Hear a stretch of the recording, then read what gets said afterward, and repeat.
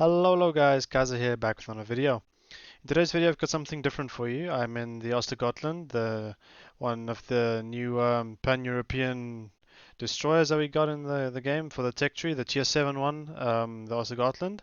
Yeah, it's a really fun ship and I had a banger of a match on this map and I hope you guys enjoy. Alright, I'm in a division with a Hipper here and we're on the map Trap and it's domination game mode. And we got the spawn just north of the Charlie Cap, and I trimmed off the first few minutes here just so you guys could just get into the action quicker, so you guys can see here we're into the thick of things. And yeah, before we go any further, let's quickly review the commander modules I'm using. The commander I'm using is Jersey Swirski, inspired by Erich and William Sims, just to make the concealment a little better and the health of the destroyer a little healthier. Buff up that HP if you can. And yeah, to just help the destroyer v destroyer gunfights, just to edge out the opponents and hopefully survive a little longer. Alright, so for the modules that I'm running I'm running AA range in the first slot, and then I'm running propulsion in the second slot, I'm running concealment in the third slot, and I'm running AA damage in the fourth slot. So this is an AA build destroyer, and I'm not running observant rage in the first row for Swirski. I'm running the no-fly zone, I believe, is its skill called, so it increases your range and your average damage, I believe, for your AA guns. And yeah, I want to be anti-carrier as much as possible for this destroyer, specifically because it has defensive AA fire, and we definitely want to be taking out those squadrons from the carrier. All right, so we got Charlie Cap here, we got the solo cap. And now we spot this Fletcher and we open up on the Fletcher. He's in his smoke. So we just open up on him, get a few resets there. We see he's going to beach, looks like, and we just try and farm some resets off him there. Alright. Yeah, so that's our first damage, our shots on the Fletcher there. And there goes our torpedoes we hit on the Vanguard, and 4 torpedoes, double flood. And I believe he will be flooding for a bit there, if I'm not mistaken. And yeah, we are out of the radar range of the Cleveland that's over there as well, so we should be fine over here. Unless there's a problem that we might encounter here with the radar cruiser, but it doesn't look like there's a radar cruiser anywhere close to us. Closest one is the only cruiser in the game that's left is the Cleveland, and he's over next to the Vanguard there, so we don't have to worry about him. Alright, so now we see the Fletcher is still alive in the smoke. Hero is kind of hoping that the Fletcher would pop out of his smoke and come my way to disengage from that cruiser that's Tiger 59, I believe, that's in that gap. And yes, there goes the Vanguard. Very, very nice. Thank you, Iowa, for finishing my kill. And yeah, we got rid of that. So there's the Fletcher. As soon as we wanted to shoot, we figure out that he's gonna be on the other side of the island. Well, that's okay. We let him get B. There's not much we could do there. If we open fire, the Nelson would spot us. And trust me, you do not want to get hit in this destroyer by a Nelson with loaded that's got HE loaded. The Nelson's HEs, those 16-inch British guns with the high explosive shells, really slap hard, and you don't want to be caught broadside, or well, you don't even want to be hit by one of those HE shells from the Nelson. It really, really stings. We want to be as healthy as possible because there's still a destroyer left. I believe he's somewhere south of Bravo. If we look on the minimap there. So yeah, there goes our Akatsuki, and there they take out the last destroyer, or Akatsuki I should rather say, that was left in the on the southern side of Bravo. Unfortunately, my division mate in the Hippo went down there. He didn't have much support there. He was on his own, and unfortunately, we're facing like 2-3 battleships there, so he didn't have a fighting chance there. But at least we hit a few torpedoes on the Nelson, which is great. So our damage total is all the way up to 67,000 more or less, with 6 torpedo hits, and we got 2 resets and the solo cap. And yeah, this is a smoke that the Tiger 59 drops right next to us here, that we start to benefit from. And here I beached on this sandbank beneath the waves here.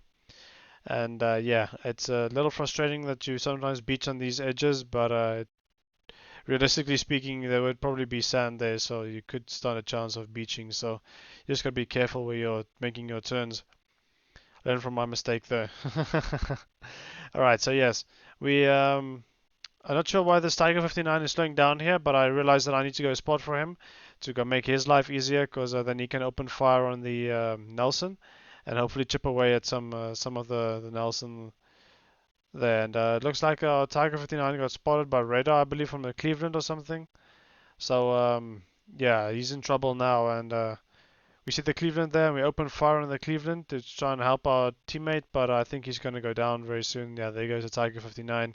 And that, ladies and gentlemen, is not how you play the Tiger 59. You do not sit in your smoke screen until you get radar and then try and flee from a Nelson. That does not work out very well. And you do not go broadside either. That's also something that he did that didn't go very well for him.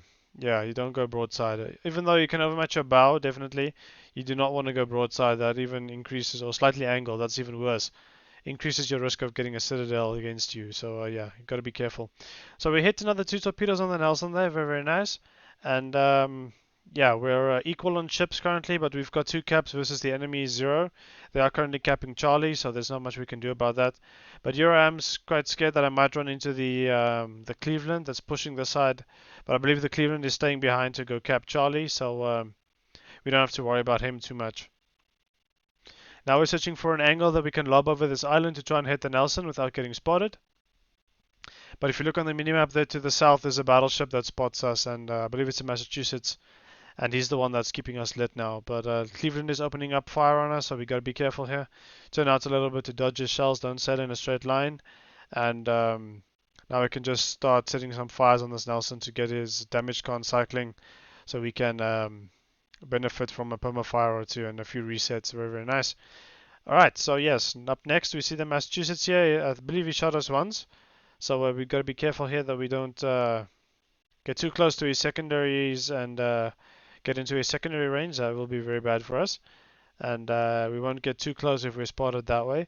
But we're 8.5 away. I believe we're within his secondary range. If you spec full secondaries, you should get past 9 kilometers on the secondary build there, so that should be something that we need to avoid, which is why I'm turning out here. And I really want to kill this Nelson. I want to get as much resets as possible from the Nelson, so I don't have to worry about him getting the Bravo cap, because you never know. In 6 minutes time we might need the cap to stay in our name for our team, so we don't want to concede the cap unnecessarily. And if you can farm resets and get some damage off a battleship, why not? There's another 3 resets that we got off the Nelson. He's looking at us, so we got to be very careful here. Slow down, and then he turns his turrets away from us, which is odd. There's shells coming in from the Cleveland, and yes, and there we get the Nelson with the fire, and we managed to gun him down right before he burned to death there. Nice. So yes, we drop spot finally. I believe the Massachusetts just went down, so that's very nice. So we don't have to worry about him and his secondaries anymore. And now we can start hitting some torpedoes here on these battleships. Yeah, so the Östergötland is, in my opinion, a mini Friesland, if I can call it that. This one at least has torpedoes, where the Friesland does not have torpedoes. So you just gotta be wary about your torpedoes and know that you have them, so use them effectively. You know, you've got long-range torpedoes, and they are pretty fast. The one with the fastest torpedoes in the game at the tier. Sorry, I should say at the tier. And yeah, if you spec full torpedo speed, I believe these will become the fastest torpedoes at the tier. I'm not quite sure what the speed is on the Audacious torpedoes. I don't have the Audacious Screamer torpedoes, so I can't tell you. But I know this is Östergötland has got pretty fast torpedoes. Alright, so yeah, let me know in the comments, guys, if you know what the speed of the Audacious Screamer torps are, just so I've got some reference to for future videos. That'd be pretty nice if you guys can correct me there. Thank you. Alright, so up next here we see the Gneiss now, and we take aim at him and we just start open water gunboating him, and there's no reason not to. We're up 2 ships, it's 4 minutes and 30 seconds left, and the Gneiss now is not even looking at us, so we can just start pummeling away at him, and hopefully get a few fires going and a nice damage ticking up. A double fire there on the Gneiss now, so we can get some nice damage from him. I mean, why not farm him? He's not even looking at us, so it's free damage, and we get nice extra shell hits, so that increases our credit earnings for the match. The more damage you do and the more shells we hit on target, the more credits you can earn, which is also something in the Friesland. Why the Friesland is such a good money maker is because you can pump out so much shells on target that shell hits that you manage to earn a lot of credits, which is really nice, and one of my reasons why I like the Friesen so much. I don't have a video in the Friesen quite yet for you guys. I'm working on it, so do stay tuned. Hopefully, I'll be able to play a little bit more destroyers nowadays, and just mix things up on the channel here. But I've got a lot of battleship and cruiser footage, I know. So this is the first Tier 7 destroyer game that I'm uploading to my channel, I believe. So yeah, I don't play destroyers that often, but if I do, I like to play my gunboats, and I'll definitely try and get a video in the Friesen for you guys. Alright, so the enemy managed to cap Bravo, but it is contested by our Ghanaians now. The Nelson just killed the Lion. So now we only have to worry about a Cleveland, and Tusenchak is saying he's still in the middle of the cap. But I won't bore you guys with me running around this island and hunting down the Cleveland and staying out of his radar range and just making sure that we win on points. I'll skip to the end here so we can see the results, and I'll see you guys there.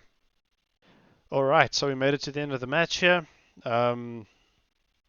We managed to finish off the match on 133,000 damage, 9 torpedo hits, 11 defend medals, high caliber, and a base XP of 2,829 for a great game in the Östergötland. And yeah, I hope you guys enjoyed the video.